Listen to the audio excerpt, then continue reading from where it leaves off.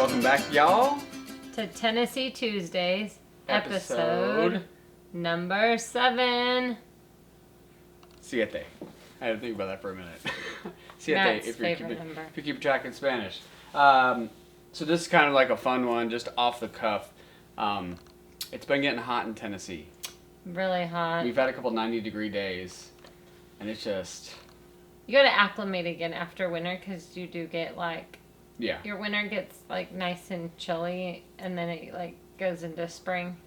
When you go into spring and you hit a 60-degree day, it's warm. You're like, oh, that's nice and warm. And then 70 is hot. So we're slowly And then acclimating. 90 makes you, whew. But then a 90-degree day when you're full swing summer is nice. It's nice. Paddle it's not as boards, bad. Doing your thing. So, anyways, so today on this one, El Mayor, this is it's a tequila that we have around here in some of these local shops. It does have a pretty good distribution I've found around this area as well as many others. This was at Total Wine & More. That's our version of a Bevmo or something. But you like this one. I like that one. This is a very good one. Again, they have them all. They're aged in the oak barrels. These are great as shooters or with margaritas or whatever. But this is one of our favorites. Cheers to this, El Mayor. It doesn't have that same burn. No. That Blanco we had a burn to it. The other night's burn was bad. I had that burn for quite a bit. I think it gave me heartburn the other night. So, everything gives me heartburn. But that's part of the fun. That's why we're just testing and trying new things. That way maybe you find one you like, maybe you don't.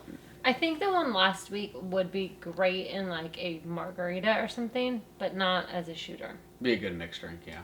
Definitely have to be mixed. So this one, like I said, a little off the cuff. We don't have a topic that we've planned out or talked about. I kind of just went to Babs. I was like, hey, let's just talk about being parents. Parents since we moved to Tennessee? Parents that yank their kid out of everything they knew.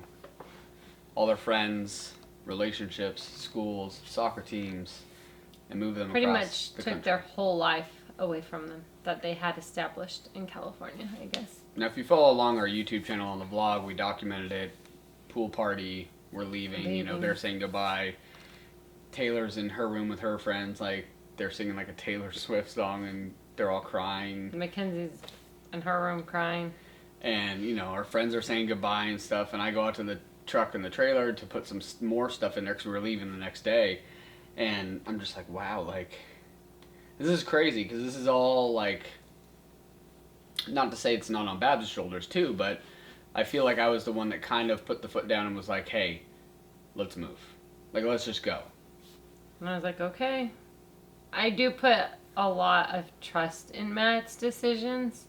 So if it was going to be a bad decision, it was going to be all on him. So, it was a lot on my shoulders, and I'm thinking you know what, like I talked about in a Friday Thoughts a couple weeks back, risk that we take, and there's ways to minimize risk, right? And I think with us making multiple trips out here, getting to know the areas. I think for us it wasn't as hard, but it still was hard because we did feel like if it didn't work out and our kids didn't make friends, it was going to be all on us. Or they didn't like school, that was all on us. So, it's not... Now, when you're saying it's not as hard, are you saying because your whole family kind of came too? Or... It was not as hard for me because my family was here. I do miss my friends in California, but family came along. But family was here, so that made it even easier because I could go down to my mom, or I could go to my aunts, or I could go see my cousins. So we had aunt and uncle here first. They were originally out here, and that's who we visited. They're the ones that kind of found this area, and we visited. And then we were like, okay, we love this place. And then her parents had kind of started the game of well, let's look at something. Let's buy a house or something. So we came out on another trip, and we went to Dollywood and all that stuff. And And they initially did not buy a house here to move the whole entire family here. They bought it. They would come out. They were going to come out for just, a few months and then come back to California and spend time there. And then they were just going to go back and forth. Which they did that, I think, for a few months, right? There was like 4 months here, then they finally came back for a little bit. Yeah, well, they came out here from like November until you came and picked them up. And then they were back in California until we left when we moved. And then my mom didn't go back at all. Because it all happened fast. I remember we came out here, we were through the holidays, through January, and I went back and I was sitting at my desk at Irvine Company, and I'm like, we're done. How to move to Tennessee. And that was just like the ball rolling, and I'm like, we're going, that's it. But I also think as parents, you have to make a pros and cons list of what you want in life for your family. We made a pros and cons list of California and Tennessee. And we talked about it as a family. Taylor was on board. Mackenzie was never really on board. Well, and not just so much a pros and cons list of California, Tennessee. It's like a pros and cons list of quality of life. Everyone's big focus is pay out here, but I know so many people that are still getting California wage out here and living out here, especially now during these times when companies are like, oh yeah, we'll keep your wage, you can work remotely or do this or that, or just anybody that wants to work. And I think that's a big problem with this world is no one wants to work. But people out here do make a great living. There are beautiful homes everywhere you go. It's not like Tennessee is a poor state and everyone lives in trailers or lives in shacks. Which is what I always had that picture of. Like, everyone always was like, Tennessee, oh, that's like trailer parks and, People have beautiful houses. Yes, there are shacks. Yes, there are trailers. But not everyone lives in a trailer or a shack. And those people with nice houses work. Most people live in a nice house like we did in California. And they work. That's like the key word, work. Like, everyone thinks you can just get away with not doing it and not putting in work for anything you want. But so coming out, like she said, Mackenzie was totally against it. Taylor was for it. And it's kind of funny because when we first got here, it was summertime. It's kind of like, let's do the boating. Let's just have fun. They didn't have friends at that time because they were not in school. We had set up club soccer beforehand, talked to the coach and everything, and that was going to happen. But didn't know anybody on the team yet or anything. And really, it started going into motion in July when high school soccer started. And I remember taking Mackenzie, she was nervous as heck, just you could tell she had this look on her face, she didn't want to go to practice. But she wanted to play high school soccer.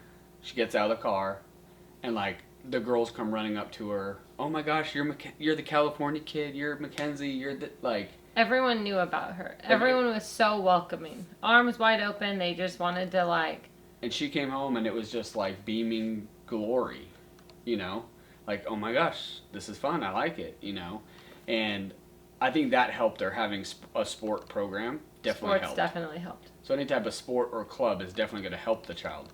Now, whereas Taylor was not able to play at high school soccer yet, and club soccer didn't start for a long time. And she was already practicing with club soccer. She could have played junior high soccer, but she also broke her collarbone in club soccer. Yeah. So she couldn't play junior high soccer because she had a broken collarbone for 6 weeks. So it was our outgoing butterfly Taylor comes home the first week of school had no friends. She hates it. She's like, I sit by myself at lunch. This is terrible. And it's that's not Taylor. Anybody that knows Taylor, that's not Taylor. Taylor, you throw her in a room full of strangers, she's good to go. Taylor is very outgoing, loves to talk to everyone. She'll make a friend. But it was quite the opposite of what Mackenzie had. And then so from there, it was just kind of they started going through different friend groups and stuff. Taylor went through a handful of different friend groups until she found a good group of friends in junior high, because the junior high out here is 8th and 9th. So she could play soccer on the high school team in 9th grade, and she made high school friends, but she was still at the junior high, so she wasn't with her sister yet. And just kind of getting through, once you found that little clique, I think it was just, it blossomed from there. Oh, they grew into being different kids out here. And it's just like they knew, like, oh yeah, so and so. Like, I heard so many names and so many kids before than I ever heard back in. Like, California was always the same, like, 3 kids. 3 kids. That's it. And there was always something going on at the high school. The high school sports, when we first moved here and high school sports started, it was all about high school sports. Mackenzie wanted to be at every football game. She wanted to be at baseball games, basketball games.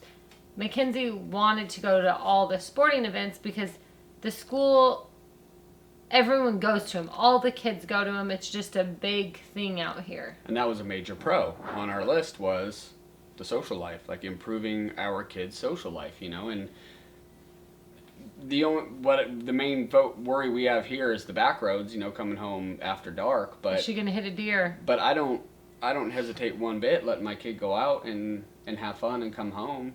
And Mackenzie and Taylor know, they call us on their way home. They drive the main road until they have to get on the back roads to come home. They don't have to take all back roads to get to the house. They can go down a major highway most of the way.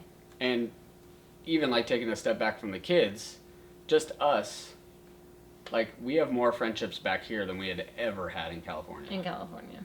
And it all started with just one random, like I stopped at some event that was happening at Capitol Theater, and that's where I met Robin, our friend, local yokel, if you follow the channel.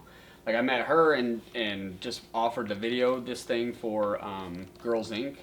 It's an 80s party, just did it, got them a video, they loved it, and then Robin was like, hey, come to this other event, and I met some more people there, and it was all like networking, right? Like, networking works, and now we have all these awesome friendships with all these people, and it simply came from just networking. And when you do something like moving across the country, your back is against the wall, and it forces you to network, make friends. You have to go outside of your comfort zone. I have to lean on Babs. Babs has to lean on me. The kids have to lean on us. Like we all, and I think that helped us as a family as well. We grew as a family, and the kids grew. We all grew. Like I think all the relationships grew just because initially this is all you have. You just have us. Like that's our little pod. Now we start to branch off and get little friendships going and stuff. And now everyone, coming up on 3 years, everyone just does their own thing. Like the kids are so busy with, I can't even tell you, but they do something all the time. And we don't worry about what they're doing because our kids are pretty open with us, and we have open communication. They'll be like, hey, we're going to go to the driving range. Hey, we're going to go here. They always let us know where they're at. So we don't feel like we have to stress so much of what they're doing. And it's funny because, like she said earlier, Mackenzie like pushed back the most. And then last year, it was finally like breakthrough. Like I would always tease like, oh, we're gonna go back to California or something, and it was finally like, I'm not going back. You guys are going on your own. I'm staying here. And that was like. We did. Take a step back. We did take them back to California for spring break last year. We were there 2 days. I planned a week. We were going to do all kinds of stuff. We were going to take them to the beach. Like, we were going to do, let them hang out with their friends. You name it, we were going to let them do it. Because we had been here so long that they hadn't seen their friends. 2 days in, Mackenzie was like, when are we going home? Yep. And we were like, huh? Did you hear that? And Matt was like, yeah, I did. I guess we're going to head home. It's crazy. So we went home. And then now here we are, at 3 years. And both of them have amazing boyfriends. Their boyfriends as a dad, like that's one of your biggest things, and I couldn't be happier with both little men. They're gentlemen. They treat them well. Very, very polite kids. I don't have anything bad to say about them. It's definitely like someone that if I take a step back is like, yeah, like I like that person in my daughter's life taking care of her. Like they do a great job. So it's a shout out to you boys, but don't let it go to your head. Not that they'd ever listen to this, but. One might. Mackenzie's might. But I think we just wanted to hit that point because I know a lot of parents are scared out there that either they make moves or they're getting thrown into a new spot, and it's crucial to lean on each other and be supportive of each other. And don't get me wrong, It was very hard for the first few months until the kids made friends. I felt bad for them all the time. Like, I was like, what did we do? This is terrible. Like, And the best thing you could do as a parent in that point is involve them in stuff like, let's go get ice cream, let's go do this, let's like get active with them, introduce them to the new area, like find stuff to do where other kids will go do stuff, and then take them along, you know, so they see that, and then, you know, you'll go walk through the store or something, and you'll be like, oh, that's Ricky from science class. I wanted to go say hi to him, like, you know, and like that little stuff starts a snowball, and then all of a sudden they come home and it all worked out. it worked out for the best. I think Mackenzie has grown tremendously as a person. I think that she needed to grow the most. Yeah. And she did.